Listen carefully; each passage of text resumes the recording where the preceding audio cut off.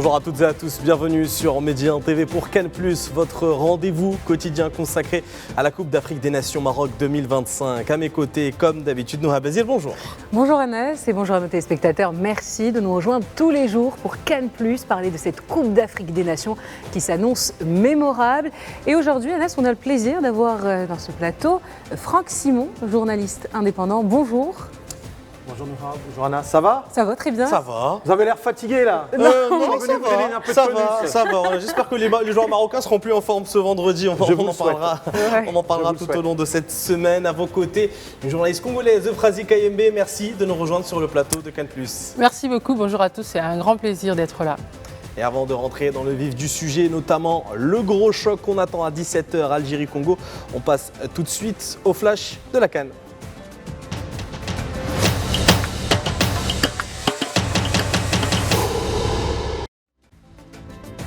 À Agadir, l'Égypte a dû puiser dans ses ressources pour venir à bout d'un Bénin accrocheur. Longtemps fermé, le match se débloque à la 69e minute lorsque Marouane Atea ouvre le score pour les Pharaons.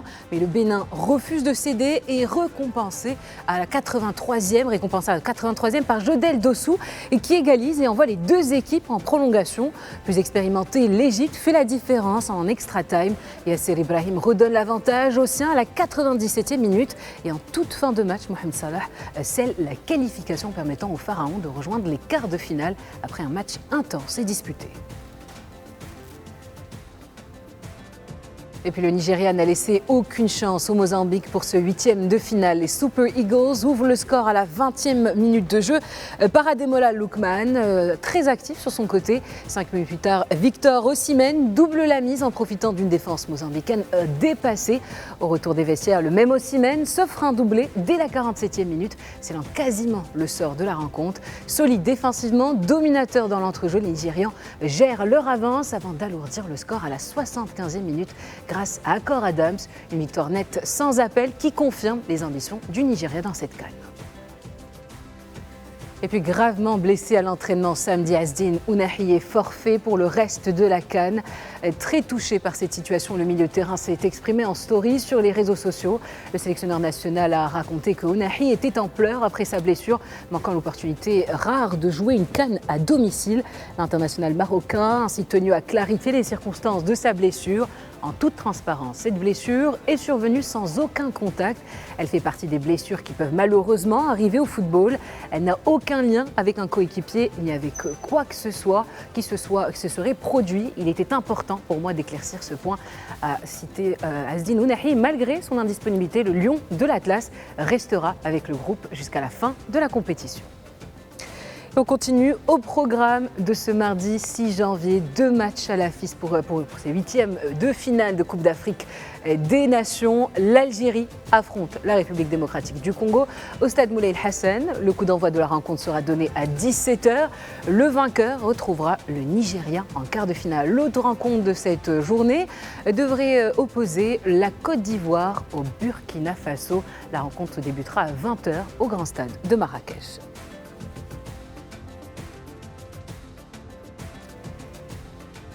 Et voilà, c'était l'essentiel de ces résultats de 8e de finale de Coupe d'Afrique des Nations. Et à présent, on va parler un peu plus en détail des matchs à l'affiche aujourd'hui. Et ça sera tout de suite dans le Focus.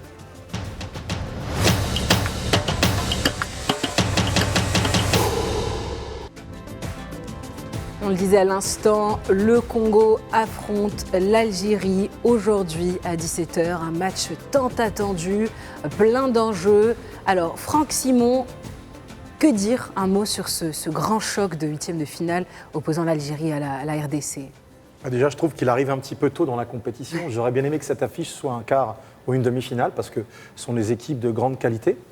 Et puis, l'Algérie, il faut juste rappeler que c'est l'équipe qui a fait le plein de points au premier tour. Je crois d'ailleurs que ce sont les seuls. Avec le Nigeria. Effectivement, 3 sur 3, donc c'est quand même pas mal.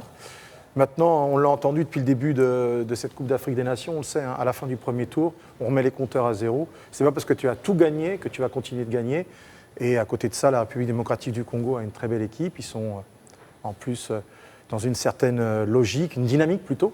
Ils ont envie de se qualifier pour la Coupe du Monde en Amérique du Nord et on leur souhaite. En attendant, il faut franchir l'obstacle algérien. ça va nous donner, je pense, un match extrêmement spectaculaire.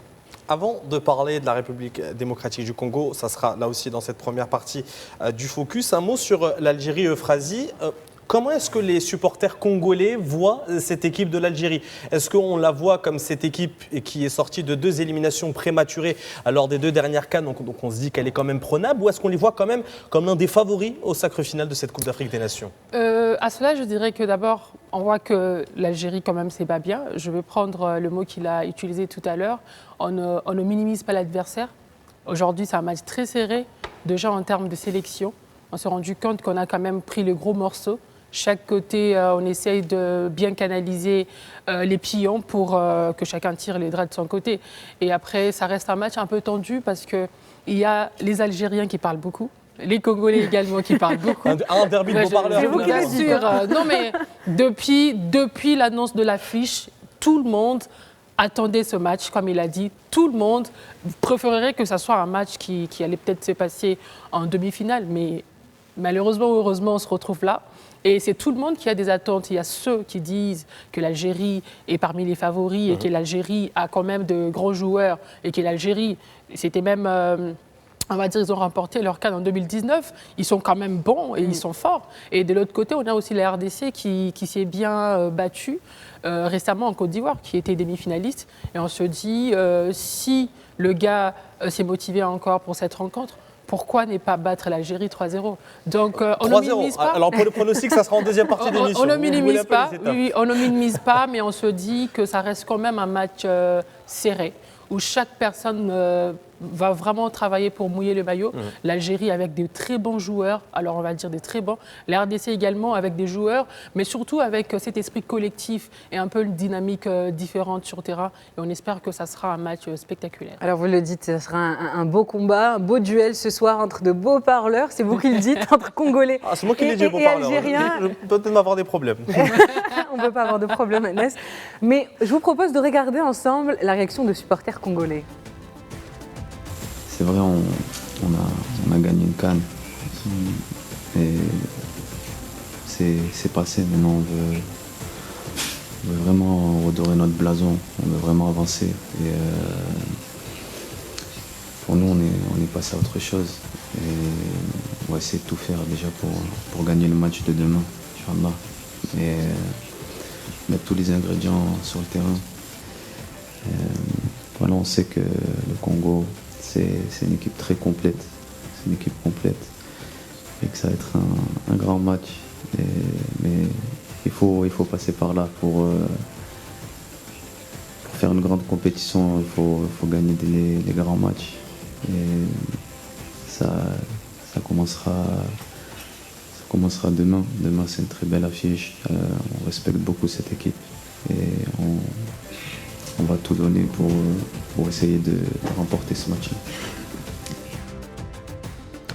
Dans ce match-là, on va avoir de gros noms, de gros joueurs qui vont apparaître, notamment des individualités côté algérien. Franck Simon, vous avez suivi un peu les matchs de l'Algérie dans cette phase de groupe. Il y a notamment un joueur qui ressort beaucoup, non seulement dans les médias, mais également de la bouche de ses coéquipiers. C'est Ibrahim Maza, le milieu de terrain du Bayer Leverkusen. Comment est-ce qu'il va être peut-être le facteur X de ces Fennecs dans cette rencontre? Comment il peut faire la différence? On l'a vu, il a des qualités pour perforer n'importe quelle défense. C'est un petit gabarit, il est rapide, il sait dribbler, il n'est pas maladroit. Il me semble qu'il a marqué déjà 2 buts dans ce tournoi au premier tour. Donc c'est forcément un joueur qui devra être surveillé par la défense congolaise, mais il n'est pas le seul. Enfin, il n'est pas le seul. Si tu fais un plan anti-Maza, attention, il y a Mahrez aussi. Oui. Tu peux avoir Bounja aussi. Tu peux en avoir d'autres. Tu peux avoir, ça peut venir de Boudaoui, ça peut venir. En vérité, ça peut venir de partout. Mais il ne faut pas non plus croire qu'ils vont se balader, les Algériens, parce que bien même sûr. Ces joueurs-là, ils vont devoir défendre sur une équipe congolaise où le danger vient de partout. Ça peut venir de Chancel Bemba, ça peut venir de Bakambu, ça peut venir de Bongonda, ça peut venir de Kakuta s'il est titularisé. En fait, c'est ce qui est intéressant, c'est qu'on ne sait pas du tout ce que ce feu d'artifice va donner, parce qu'il y a tellement d'éléments offensifs, tellement de joueurs qui ont envie de marquer, que ça peut nous donner un match un peu fou. Je le souhaite pour les spectateurs et puis les téléspectateurs, quoi, tout simplement. C'est une méga affiche. Moi, je m'en réjouis à l'avance. Eh bien, déjà, on a posé la question à Ismaël Benasser en conférence de presse avant ce match à Algérie et RDC. Il a parlé de son coéquipier du Bayer Leverkusen. Je vous laisse l'écouter. Ibrahim, c'est un jeune joueur très talentueux, très talentueux. Et voilà, il apporte beaucoup, on l'a vu sur le terrain. Il est très mature déjà pour son âge, que ce soit sur le terrain et en dehors. Je lui souhaite vraiment qu'il nous fasse gagner des matchs, tous les matchs s'il faut.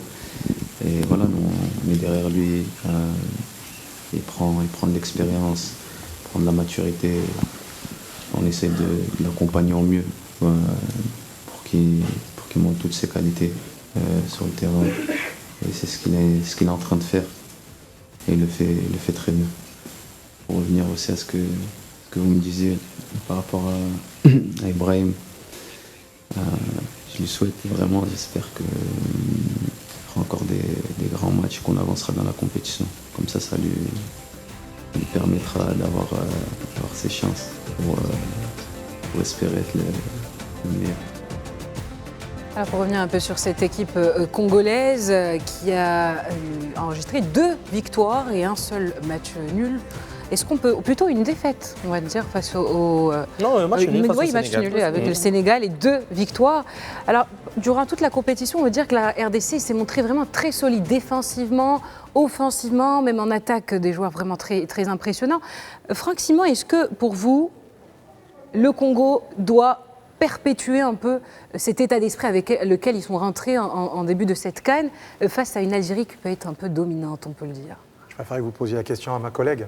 Elle est encore mieux placée que moi. J'ai ma petite idée sur la question. Oui, mais elle sait. Tout de suite, on y revient. Je lui fais la passe D. Allez-y. Alors, je pense que oui, parce que après, dans le coulisses, d'ailleurs, on le disait avec Franck tout à l'heure, que c'est pas les victoires passées qui vont déterminer la suite du temps. C'est-à-dire, tu peux être gagnant, mais il faut que tu puisses performer encore. Et je pense qu'il faut répondre à cette question, la République démocratique du Congo, mon pays, avec nos meilleurs joueurs, devront normalement garder cet état d'esprit. Parce qu'on a fait un match nul face au Sénégal, qui était, entre guillemets, favori. Beaucoup de personnes attendaient que le Sénégal puisse battre la RDC. Mais on s'est montré, on a dit qu'on est des léopards, on a montré qu'on pouvait faire ces matchs nuls. On a raté beaucoup d'occasions. On pouvait peut-être même faire mieux. On a raté beaucoup d'occasions. Il y a un but refusé en première période aussi pour la RDC. Exactement, mais on a fait un match nul. Et on a rencontré le Botswana, il a dit que ce n'était pas performant, mais quand même on a fait 3 buts, on a refusé un seul qui a fait 4. Et face à l'Algérie, c'est vrai que ça reste un match très serré. Mais pour répondre à la question, je pense qu'il serait idéal qu'on garde le même état d'esprit. Parce que chaque personne, quand chaque équipe s'est produite, c'est pour gagner. Aucune personne ne vient avec l'idée de perdre.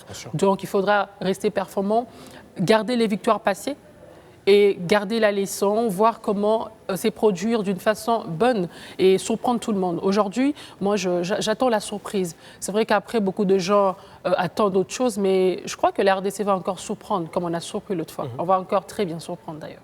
Et c'est vrai qu'il n'y a pas eu beaucoup de surprises dans cette Coupe d'Afrique des Nations pour le moment. Si on voit les résultats des 8e de finale, même des qualifications, peut-être la seule surprise, si on peut l'appeler comme ça, c'est l'élimination du Gabon, dernière de son groupe. Mais pour le moment, la RDC a des armes pour aller chercher cette victoire. Peut-être, est-ce qu'on peut donner chacun, ce que vous voulez donner chacun, que ce soit du côté de l'Algérie ou du côté de la RDC, un joueur selon vous qui va marquer cette rencontre? Commencez par vous, Franck. Vous refait la passe décisive de votre côté. Je vais choisir un joueur congolais, le joueur qui pour moi était, que j'attendais beaucoup dans ce tournoi, Aaron Wan-Bissaka, que je trouve vraiment formidable. Vous en avez déjà parlé. Je vous en avais parlé il y a quelques jours de cela, et j'aime beaucoup ce joueur et je trouve qu'il apporte beaucoup. Il a eu ce but refusé contre le Sénégal, mais à côté de ça, il a une telle activité, que ce soit offensive ou défensive, qui peut être très impactant. Il peut embêter bien du monde. Peut-être même Maza d'ailleurs, tiens. Donc voilà, je pense que ça peut être une des clés. Il va falloir que l'Algérie le bloque. Et ça ne sera pas simple parce que le garçon, il est rapide.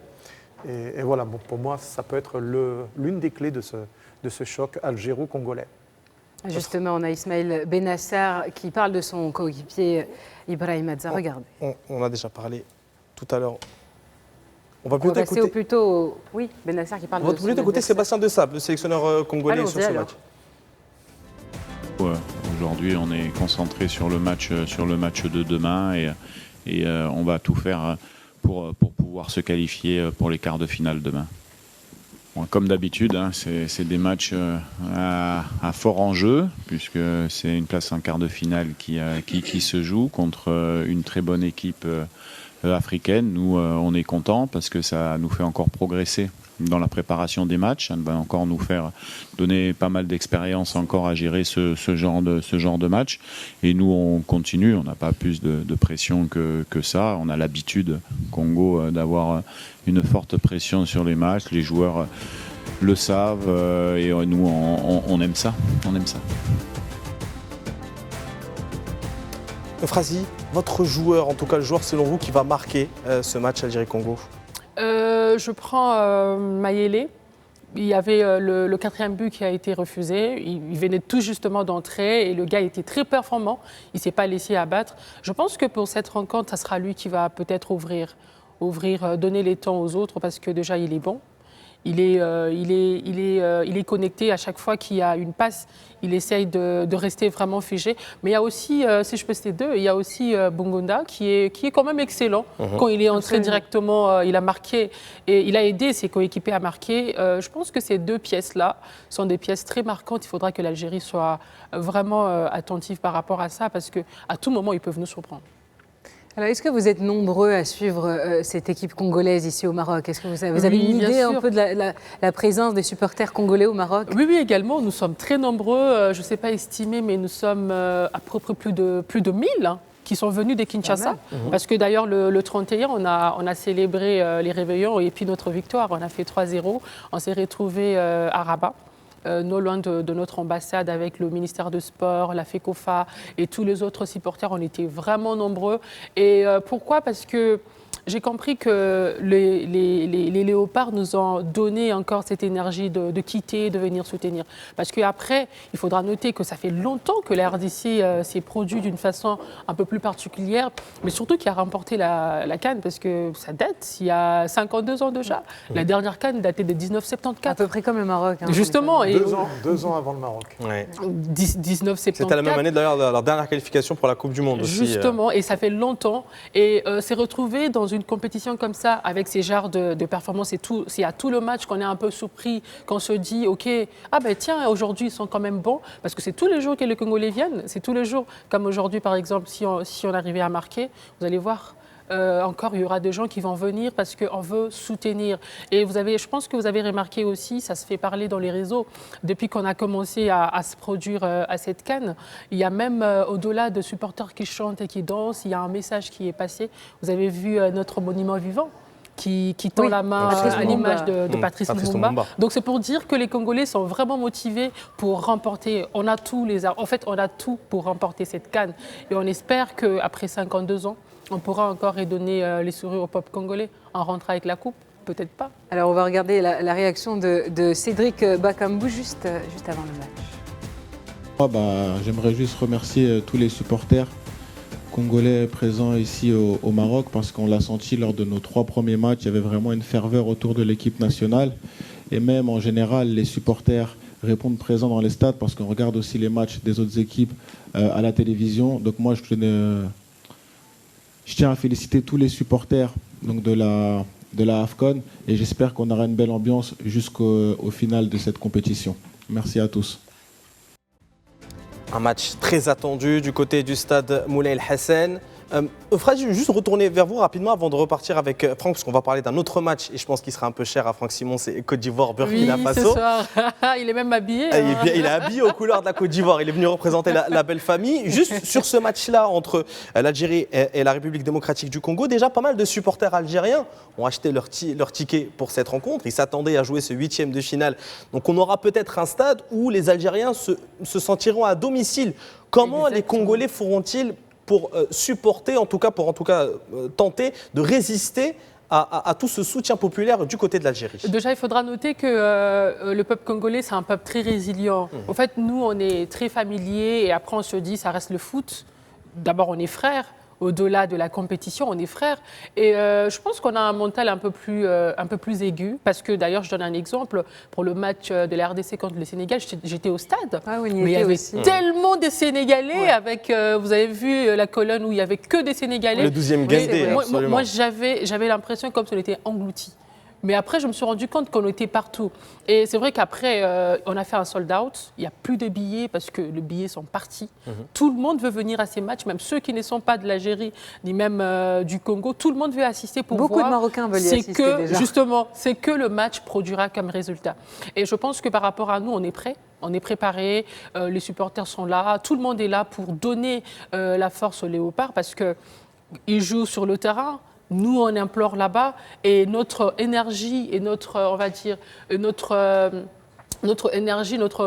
engagement fera en sorte qu'il y ait un résultat positif. Parce qu'un joueur ne peut que marquer s'il y a des cris à côté, s'il sent qu'il y a de la pression sur lui.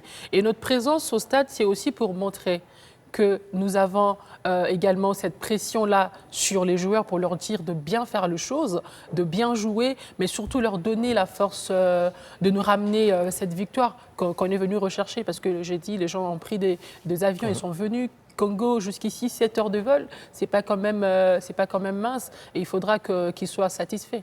Donc on est prêt, on ne sera pas engloutis, on est prêt avec Fimbu Fimbu, la chanson qui bat le record, on va chicoter l'Algérie. J'adore ça. Ah oui, quand même. Félicitez très bien votre intervention. Mais écoutez, on va finir cette intervention avec c'est pas moi qui le dis, hein. C'est vraiment de l'autre côté, il ne faut pas me filmer moi. Mais on va parler du deuxième match qui va nous attendre ce soir, cette fois à 20h au grand stade de Marrakech, la Côte d'Ivoire face au Burkina Faso. C'est un match qui est toujours assez tendu parce qu'il y a des antécédents quand même entre ces deux pays, footballistiquement, même au-delà du football. C'est un match qui limite un derby entre ces deux pays. Il y a une frontière entre les deux pays. Déjà. Je dis on parce que je me sens quand même un peu ivoirien dans l'histoire. On est voisins et on les connaît bien. Et il y a effectivement beaucoup d'interactions entre les peuples ivoiriens et le peuple burkinabé.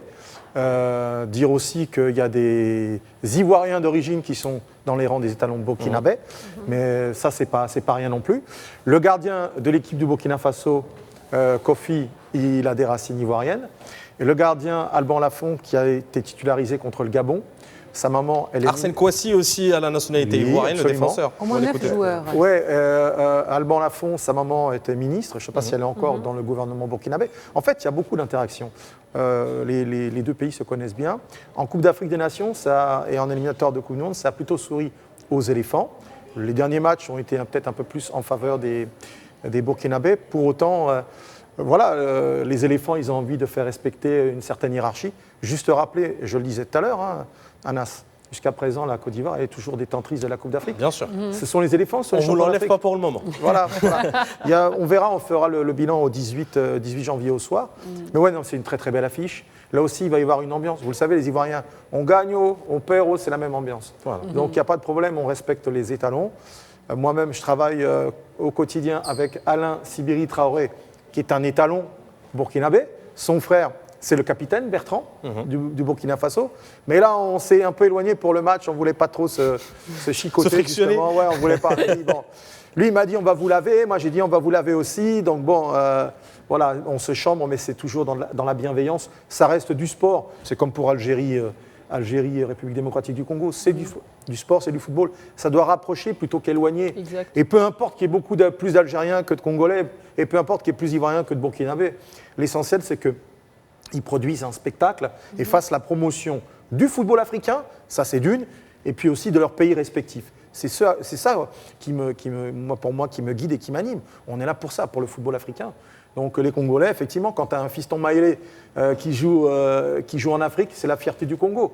Voilà, un Chancel Mbemba qui vient du Congo, qui a fait grande carrière en Europe, c'est la fierté. Les Algériens, quand ils ont des garçons qui ont grandi... Rami Ben Sebaini, par exemple, Bagdad Bounedjah. Voilà, les Ivoiriens, beaucoup d'enfants qui sont sortis des académies, on est content. Les étalons, c'est la même.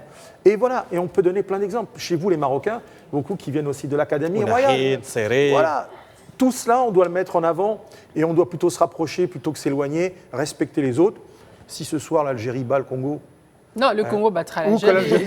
Il a bien dit si. Il a bien dit si. Ça reste inconditionnel. Ce qu'on veut, c'est du spectacle, c'est des buts. On veut des buts et puis que les gens sortent du stade en disant on sait que nos gars, ils nous ont tout donné pour ça. C'est tout. C'est tout. Écoutez, on va regarder un clip ensemble, celui de Jean-Philippe Grasso, juste avant le match. Sa réaction. Je dirais que le niveau de cette CAN, il est élevé. On voit qu'il y a plus ou quasiment plus de petites équipes ou de matchs qui sont joués d'avance. Toutes les équipes ont leur mot à dire. Et je pense que c'est ce qui est le mieux. Ça rend la CAN plus attractive, plus jouée. Et à ce niveau de la compétition, encore moins. Donc à ce niveau, vraiment, il y a vraiment plus de petites équipes. Il faut vraiment sous-estimer personne et jouer le match à fond, peu importe l'adversaire qui est en face, qu'il soit une grande nation entre parenthèses de football ou une petite nation. S'ils sont en 8e de finale, c'est qu'ils ont mérité leur place et que du coup ça va être peu importe le 8e de finale, c'est que des gros matchs avec des grosses équipes. Frazi, la Côte d'Ivoire, ça vous rappelle de mauvais souvenirs peut-être après la dernière CAN, si je ne dis pas de bêtises. Le Congo s'est fait éliminer par la Côte d'Ivoire en demi-finale. Oui. Qu'est-ce qui est, peut-être est-ce que, et j'arrive pas à trouver le début de la question, je vais arriver à trouver la fin.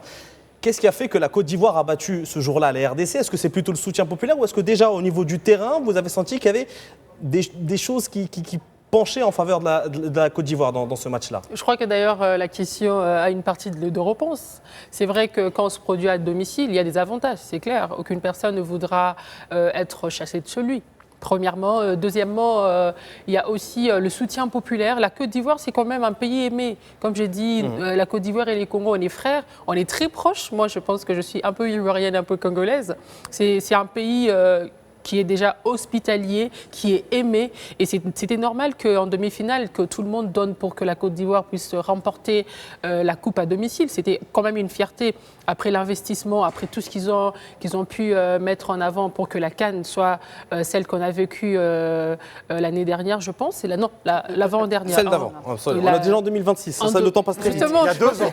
Il y a 2 ans déjà. Je pensais qu'on était en 2025. Donc, je me dis que c'était d'abord ces côtés-là où on voulait sauver l'image, mettre la fierté devant. Après, il y a aussi le jeu sur terrain. C'est vrai qu'après, il y a les avantages qui peuvent accompagner, mais il y a le jeu sur terrain. Quand même, les éléphants, ils ne sont pas à moindre. Hein. Ils sont très forts. C'est une équipe magnifique. Le gars, il donne tout. Et en demi-finale, il devait tout donner pour que la fierté ressorte entre leurs mains et aussi que le peuple se sente valorisé.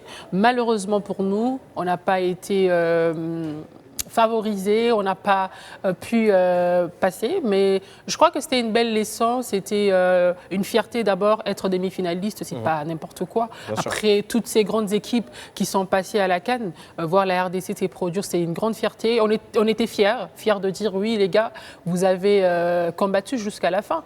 Mais j'espère encore que pour cette CAN, pour nous, s'il arrivait, je crois qu'on va rencontrer les Nigérias si jamais on gagnait contre l'Algérie. Mais je crois que la RDC a tiré une belle leçon. Une belle leçon, surtout en termes de jeu, en termes de tactique, en termes de cohésion, parce qu'on a les éléphants qui ont un esprit très collectif et qui se défendent plutôt pas mal. Je crois qu'à chaque rencontre, il y a une expérience qu'on apprend et je pense que cette expérience pourra nous servir plus tard. Pourquoi pas ce soir, ça sera encore, parce qu'il y a la Côte d'Ivoire qui s'est produite à 20h, nous à 17h, c'est vraiment serré, ils vont nous suivre et puis nous on va le suivre après, donc on espère que ça sera bon. Alors, pour reprendre un peu les mots de Franck, qui disait que la Côte d'Ivoire, les Ivoiriens ne sont jamais vraiment endormis. Ils avaient très mal entamé la compétition, la dernière CAN qu'ils ont remportée, mais finalement, ils sont allés jusqu'en finale. Donc, c'est vraiment une équipe qui peut toujours renaître de ses cendres. Franck, quel est l'avantage, quels sont les points forts de cette équipe ivoirienne ce soir face au Burkina Faso? Déjà, ils se sont reposés au dernier match. Le sélectionneur national, Emer Faé, a fait tourner son effectif, hormis le capitaine qui était titulaire contre le Gabon. Ils ont été menés 2-0. La première période avait été assez insipide, pour ne pas dire autre chose. Il a produit encore des changements en seconde période. Non seulement ils sont venus à hauteur, mais en plus, ils ont battu les Panthères du Gabon, terminant sur une note plus positive. Donc voilà, ils ont cette énergie-là. C'est-à-dire que ceux qui sont considérés remplaçants ont montré qu'ils étaient aussi de taille à entrer à tout moment. Une équipe qui a été solide défensivement en éliminatoire de Coupe du Monde, et de Coupe d'Afrique des Nations. Une équipe qui est privée de certains cadres. Adengra et Haller, par exemple, ne sont pas du voyage au Maroc, mais ceux qui sont là marquent des buts. Donc il y a de quoi se réjouir. On a vu émerger Amad Diallo, donc c'est un immense talent, 2 buts au premier tour. On a vu le petit Christ Inao Oulaï, qui lui aussi a émergé, et tant d'autres, Bazoumana, etc. Franchement, c'est une équipe qui est sûre de son potentiel. Ils ont peur de rien, ils sont décomplexés, ils sont là, ils vont jouer le coup à fond. Et puis on a aussi beaucoup de cadres de la dernière Coupe d'Afrique des Nations qui sont encore présents. Ça aide beaucoup à gérer un tournoi comme celui-là. Donc ils sont actuellement dans cette dynamique, ils sont en confiance, et il n'y a pas de raison de douter de la force collective. Écoutez, Franck, on reviendra plus tard sur ces rencontres. C'est la fin de cette première partie de Cannes+.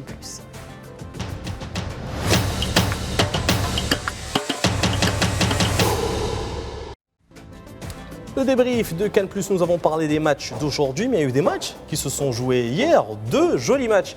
D'abord, le premier à 17h, Égypte-Bénin, les Pharaons qui se sont qualifiés pour les quarts de finale après ce match avec pré-prolongation face au Bénin, 3-1. Et de l'autre côté, le Nigeria qui a déroulé face au Mozambique, 4-0. On va d'abord parler du premier match, Égypte-Bénin, 3-1.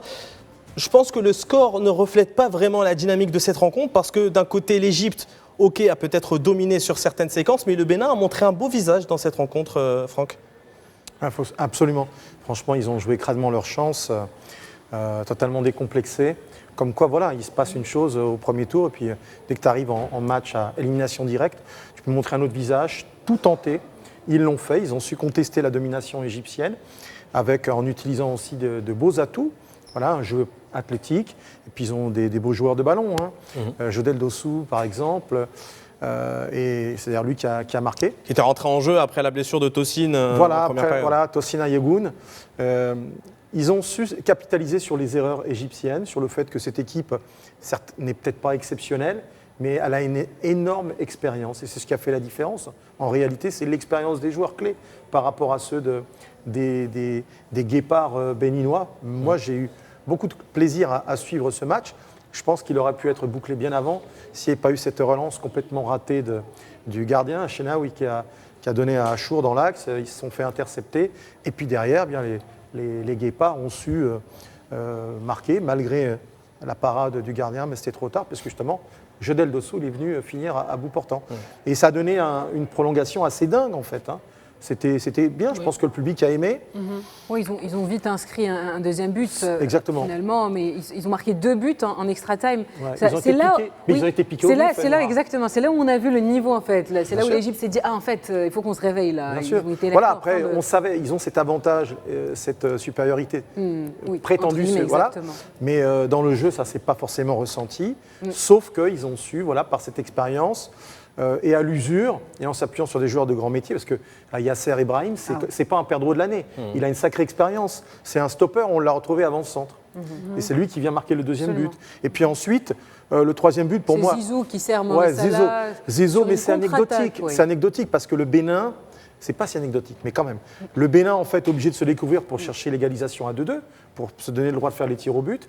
Et puis sur le contre, effectivement, Zizou, l'intelligence de ce joueur que j'adore, ancien Zamalek, et qui fait l'offrande à Salah, qui est super décrié lui aussi, attention. Il n'arrête pas de se faire tailler depuis des mois et des mois, et il marque quand même son... Troisième but, c'est pas mal pour Papi Salah quand même. Absolument. Donc ils ont gagné, mais quand même bravo, comme on dit dans les pays anglophones, kudos aux Béninois et à mon ami Gernot Rohr.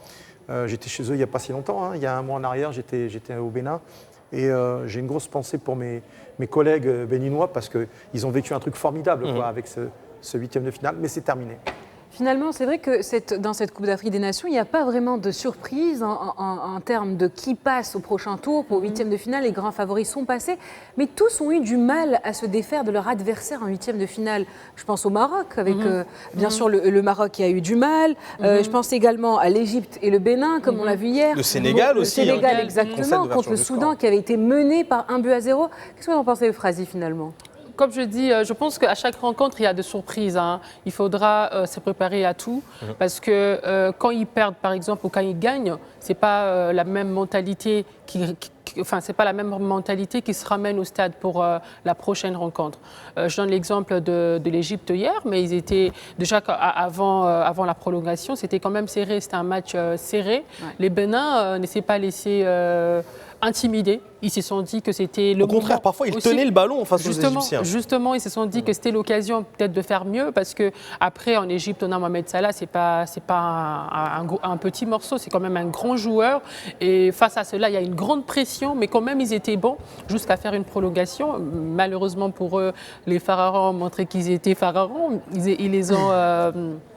Ils les ont, allez, on va dire, ils ont montré un bon jeu, ils les ont dominés comme ça. Mais après, ça reste quand même une canne de petites surprises. C'est-à-dire ceux qui peuvent se croire être forts, ils peuvent malheureusement passer à côté. Et ceux qui ne sont peut-être pas dans le flash de la pensée, malheureusement ou heureusement, ils arrivent on va dire, à sortir ces côtés-là surprises. Quand même, il n'y a pas de très très belles surprises, mais chaque équipe, je crois, trouve un moyen de se démarquer autrement par rapport à toutes les rencontres. Et surtout hier pour le Bénin, c'est vrai que la RDC avec le Bénin c'était quand même quelque chose, mais hier face à l'Égypte quand même le gars était bon mais pas totalement bon parce que malheureusement le rêve est fini. Je crois qu'ils sont rentrés déjà chez eux. J'étais en Égypte l'année passée. Je me dis que cette victoire-là était quand même méritée. Ouais. Quand même mérité. Vous parlez de petites surprises. Comme on l'a dit, il n'y a pas de petites surprises sur le terrain, certes, mais au niveau du résultat, on a toutes les grandes équipes qui sont passées. À quoi est due justement cette absence de surprise dans cette édition, peut-être par rapport à l'édition ivoirienne et l'édition camerounaise il y a quelques années?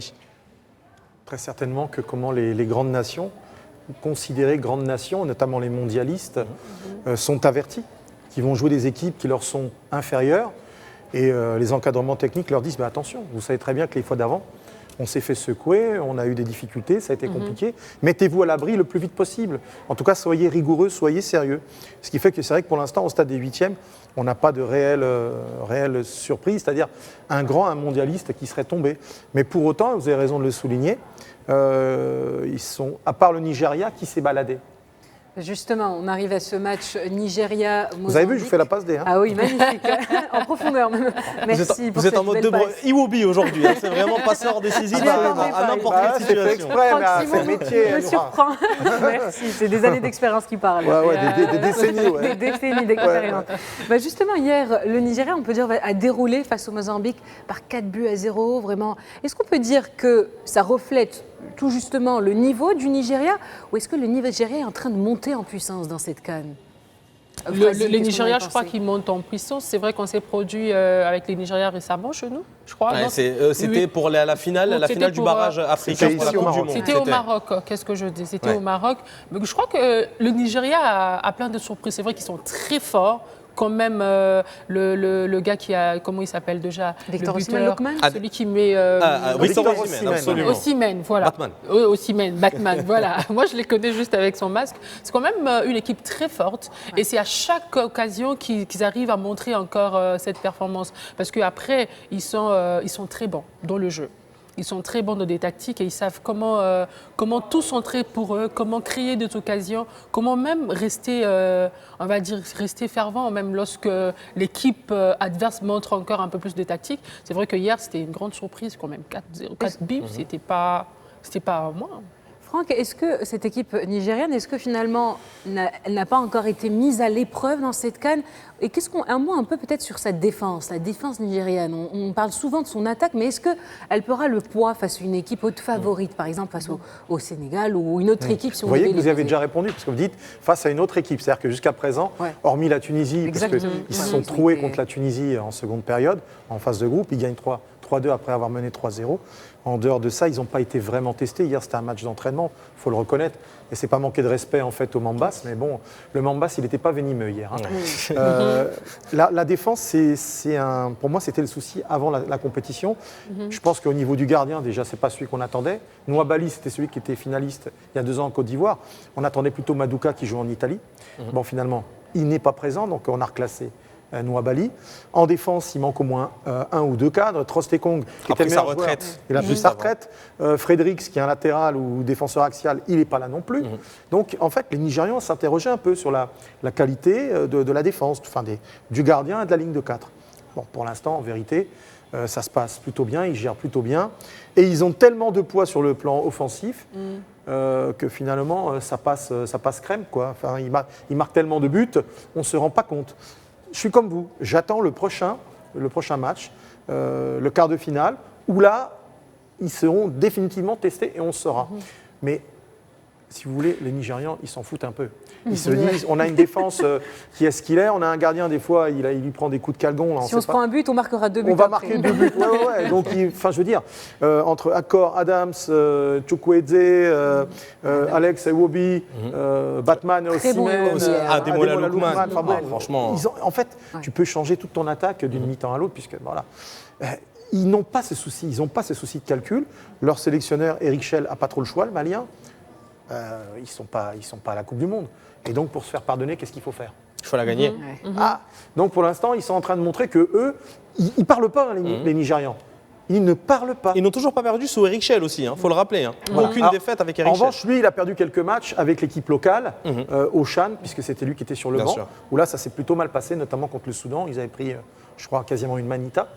Mais c'est vrai que depuis qu'il est là... Quand il s'est agi de jouer la République démocratique du Congo, ils ne sont pas baladés. Ils ont été éliminés au tir au but.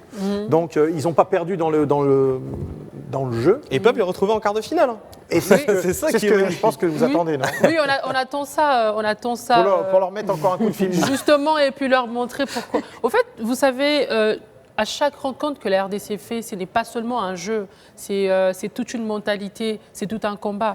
Parce qu'après, quand on joue pas seulement pour jouer, on joue pour montrer qu'on est en train de donner un message. Notamment, je crois que vous avez remarqué par de différents signes qu'on donne à chaque fois qu'on marque un but. Il y a Bakambu qui a ces signes-là, c'est pour donner justement un message. Et je pense qu'on va battre les Nigériens encore. Une fois de plus. Mais faut battre l'Algérie déjà. L'Algérie, on va battre l'Algérie aujourd'hui. On va bien battre l'Algérie. On va bien battre l'Algérie. Vous avez enreregistré, n'est-ce pas ? On a dit 3-0. C'est en ligne. 3-0, voilà. On va bien battre l'Algérie avec 3-0. Je l'ai dit comme ça. Si vous voulez le mettre sur la caméra, juste 4. La caméra 4, elle est juste derrière. Allez-y. J'assume mes propos. On va se produire aujourd'hui à 17h, la RDC contre l'Algérie à Rabat. On va battre l'Algérie 3-0. Et on va retrouver les Nigérias. On va encore battre les Nigérias 3-0. Et en finale, vous battez qui ? Le Maroc. Attention, on sera déjà éliminé avant. On l'espère, mais je crois qu'en finale, peu importe l'équipe qu'on va rencontrer, on va rentrer avec la CAN, on va rentrer avec la coupe. Vous allez rentrer avec la coupe ? On rentre avec la coupe parce que le nombre de supporters qui sont venus, je pense que quand même, s'il faut être humain, il faudra donner un beau jeu pour que les gens se disent « Ok, on est venu pour soutenir le pays ailleurs ». C'est vrai que le Maroc est magnifique, merci beaucoup. Vous êtes vraiment gentils. Vous êtes les bienvenus. Et on adore votre humilité. Vous êtes vraiment gentils. Mais on espère qu'on va remporter. Les gars vont tout donner. Ça reste le football. Si jamais la RDC gagnait, ça serait bien. Au cas contraire, ça serait une belle expérience, une belle production et une belle leçon. Et tout de suite, on va passer à la dernière rubrique de notre émission, les pronostics.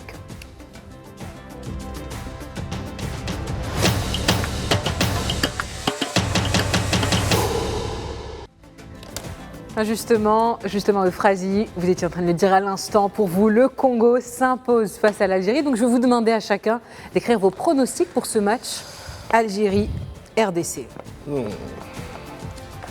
Algérie, RDC, allez.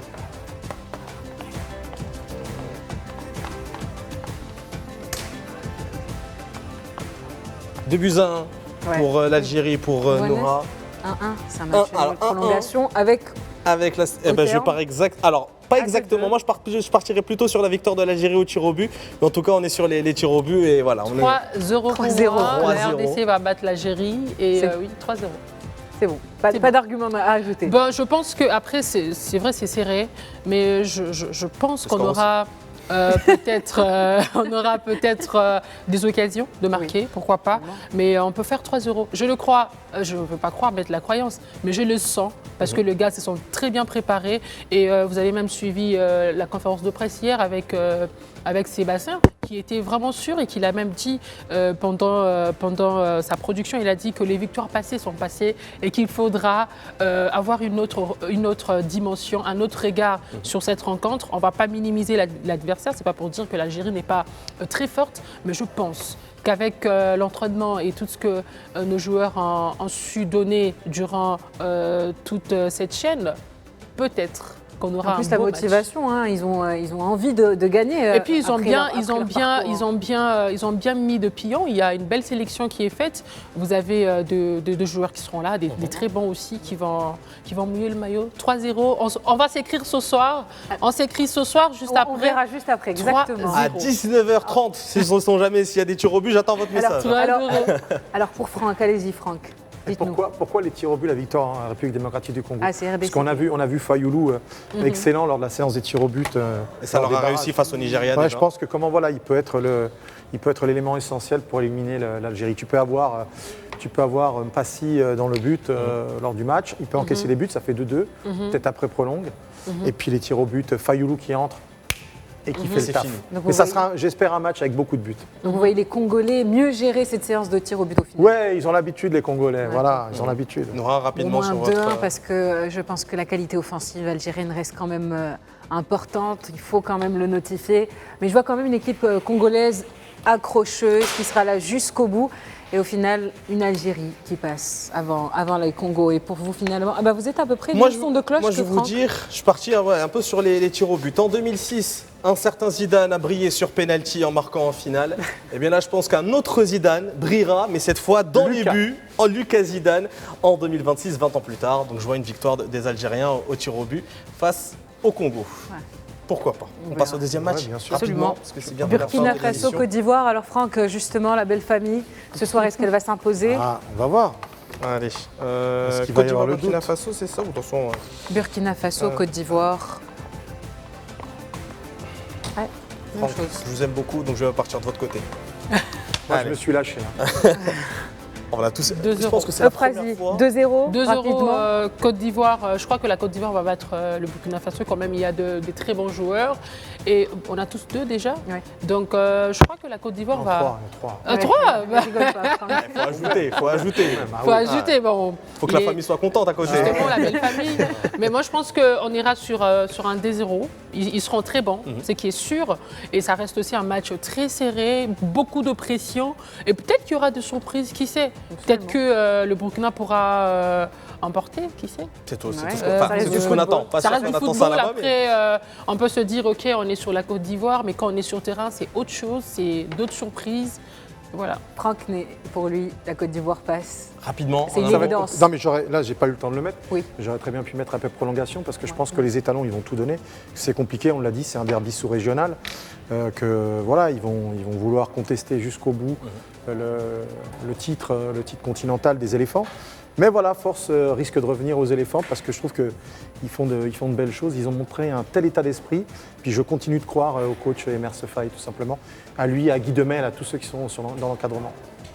Pour moi, 2 équipes qui se connaissent très bien. Mais finalement, je vois une Côte d'Ivoire au-dessus. Je vois un match très disputé, une égalisation pendant tout le match. Mais en fin de rencontre, je vois une Côte d'Ivoire qui s'impose. Voilà, un 2-1 pour moi. Je vous suis. Ouais. J'ai mis 2-1 aussi. Donc, même scénario que Noah, voilà, parce que de toute façon, il faut qu'on termine l'émission. On est d'accord. Écoutez, ça a été un vrai plaisir de vous avoir sur ce plateau. Merci, Frazi, d'être venu. Je rappelle que vous êtes journaliste et que vous venez du Congo. Ça a été vraiment un plaisir de vous avoir parmi nous. C'était un grand plaisir. Je me suis vraiment régalée. Surtout à côté de Franck, déjà dans les coulisses, on était en train de discuter. Et comme j'ai dit, très accueillant, c'était très bien. J'espère que si jamais on remportait la CAN, on va faire un débrief. Ouais. Absolument, vous reviendrez pour le débrief. Rendez-vous à 19h. Oui. Franck, merci. Merci également d'être venu. Et on espère vous revoir encore d'ici la fin de cette CAN. Inch'Allah. Il faut qu'on continue notre petit bonhomme de chemin, les Ivoiriens. Avec une Côte d'Ivoire victorieuse. Mais bon, on est là pour le football africain et pas forcément que la Côte d'Ivoire. Pour le beau jeu, l'évolution du football africain. Eh bien, merci Anas. Merci Nora. Merci à nos téléspectateurs. On se retrouve demain pour un autre épisode de CAN+.